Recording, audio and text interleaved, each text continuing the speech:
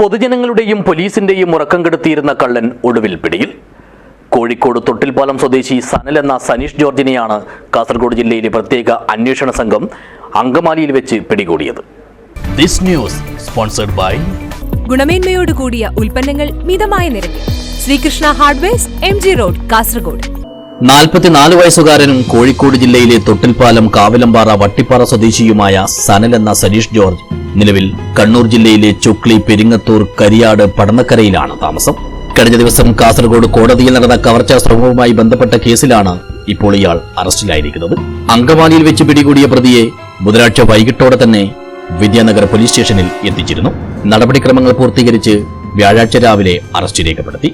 Vidyanagar CI UP വിപിന്റെ നേതൃത്വത്തിൽ ഇതേ സ്റ്റേഷനിലെ SI-മാരായ V Ramakrishnan, Vijayan Melath, CC Biju, ASI VK Prasad, senior civil police ഓഫീസർമാരായ Abdul Salam, P Rojan, MT Rajeesh, civil police ഓഫീസർമാരായ KC ഷിനോയ്, VV ശ്യാംചന്ദ്രൻ, ഗണേഷ് കുമാർ, ഹോസ്തൃക സ്റ്റേഷനിലെ civil police officer KV Ajith, Kasaragod cyber സെല്ലിലെ civil police officer Hariprasad, Kasaragod finger print expert P Narayanan എന്നിവരടങ്ങിയ പ്രത്യേക അന്വേഷണ സംഘമാണ് കൃത്യമായ കരുനീക്കങ്ങളിലൂടെ കള്ളനെ ദിവസങ്ങൾക്കകം പിടികൂടിയത്.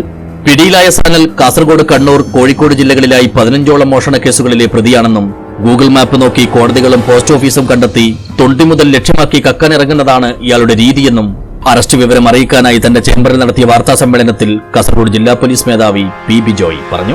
കാസർഗോഡ് ജില്ലയിലല്ല, കാസർഗോഡ് ജില്ലയിൽ ഇത് കൂടാതെ നീലേശ്വരത്ത് ബിവറേജസ് കോർപ്പറേഷനിൽ കഴിഞ്ഞ മാസം ഒരു മോഷണം ഉണ്ടായിരുന്നു. ആ മോഷണം ഇയാൾ തന്നെയാണ് ചെയ്തത്. അതുകൂടാതെ കാഞ്ഞങ്ങാട് കോടതിയിൽ കഴിഞ്ഞ അങ്ങേ മാസം ഇതേപോലെ അറ്റംപ്റ്റ് ഉണ്ടായിരുന്നു, അതും ഇയാൾ തന്നെയാണ് ചെയ്തത്. അതെ, എല്ലാ മോഷണ കേസുകളാണ്. ഇതുകൂടാതെ സുൽത്താൻ ബത്തേരി കോടതിയിൽ മോഷണം നടത്തിയിട്ടുണ്ട്. നാദാപുരം കോടതിയിൽ മോഷണം നടത്തിയിട്ടുണ്ട്. പിന്നെ പല പോസ്റ്റ് ഓഫീസുകളിലും മോഷണം നടത്തിയിട്ടുണ്ട്. അപ്പോൾ ഇയാളുടെ ഒരു പ്രത്യേകത എന്ന് പറഞ്ഞാൽ ഇയാൾ ഗൂഗിൾ മാപ്പ് നോക്കും. ഗൂഗിൾ മാപ്പ് നോക്കിയിട്ട് കോടതി, പോസ്റ്റ് ഓഫീസ് ഇങ്ങനെയുള്ള സ്ഥാപനങ്ങൾ കണ്ടെത്തി അവിടെ പോയി മോഷണം നടത്തുകയാണ് ഇയാളുടെ ഒരു പ്രകൃതം.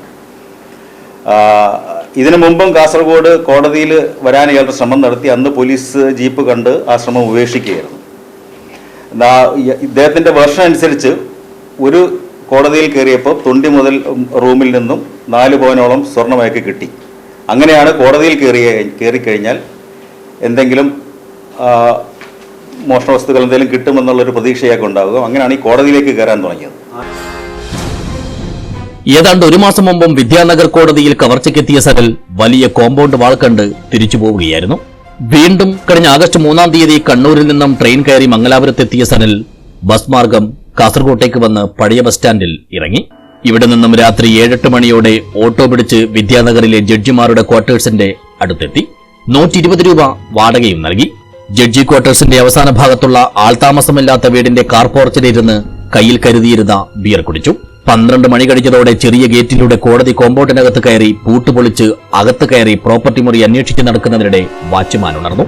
ഇതോടെ വന്ന വഴിയിലൂടെ തന്നെ തിരിച്ചിറങ്ങിയ സനൽ കളക്ടറേറ്റ് കോമ്പൗണ്ടിലെത്തി റോഡ് ക്രോസ് ചെയ്ത് നായന്മാർ മൂലയിലെ സ്കൂളിലും കയറി.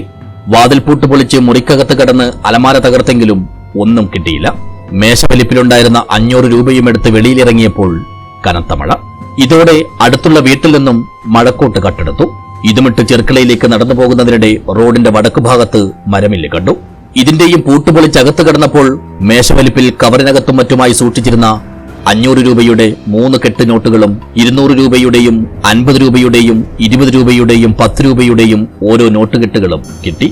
ഇതുമെടുത്ത് ചെർക്കള സ്കൂളിന്റെ മതിൽ കയറി വരാന്തയിലിരുന്ന് എണ്ണി നോക്കിയപ്പോൾ 1,84,000 രൂപയുണ്ടെന്ന് ബോധ്യമായി.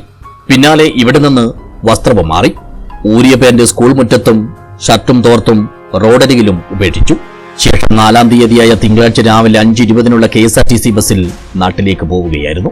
വിദ്യാനഗറിലേതിനു പുറമെ കഴിഞ്ഞ മെയ് 16-ാം തീയതി ഹോസ്തൃക മുനിസിപ്പൽ കോടതിയുടെ വരാന്തയുടെ ഗ്രിൽസിന്റെ പൂട്ടുപൊളിച്ചകത്ത് കടന്ന് പഴയ ഫർണിച്ചറുകൾ സൂക്ഷിച്ചിരുന്ന മുറിയിൽ കവർച്ചാശ്രമം നടത്തിയതും 3 ആഴ്ച മുമ്പ് നീലേശ്വരം മൂന്നാംകുറ്റിയിലുള്ള ബിവറേജസ് കോർപ്പറേഷന്റെ ഔട്ട്ലെറ്റിന്റെ ഷട്ടർ പൂട്ടുപൊളിച്ച് താഴത്തെ നിലയിലെ ഓഫീസ് മുറിയിൽ നിന്നും 20,720 രൂപയും CCTV ക്യാമറയുടെ DVR-ഉം മോഷ്ടിച്ചതും CCTV ക്യാമറകൾ തകർത്തതും താൻ തന്നെയാണെന്നാണ് സനൽ അന്വേഷണ സംഘത്തിന് നൽകിയിരിക്കുന്ന മൊഴി. ഒരിക്കൽ കോടതിയിൽ മോഷ്ടിക്കാൻ കയറിയപ്പോൾ തൊണ്ടി മുതലായി അവിടെയുണ്ടായിരുന്ന 4 പവൻ സ്വർണം ലഭിച്ചിരുന്നു. ഇതോടെയാണ് സനൽ കോടതികളെ ലക്ഷ്യവെക്കാൻ തുടങ്ങിയത്. മോഷണക്കുറ്റത്തിന് നേരത്തെ 2 തവണ ജയിലിലും കിടന്നിട്ടുള്ള ഈ പെരുങ്കള്ളനെ CCTV ദൃശ്യങ്ങൾ കേന്ദ്രീകരിച്ച് നടത്തിയ അന്വേഷണത്തിലൂടെയാണ് കാസർഗോഡ് പോലീസ് തിരിച്ചറിഞ്ഞതും വലയിലാക്കിയതും. News bureau, Kasaragod.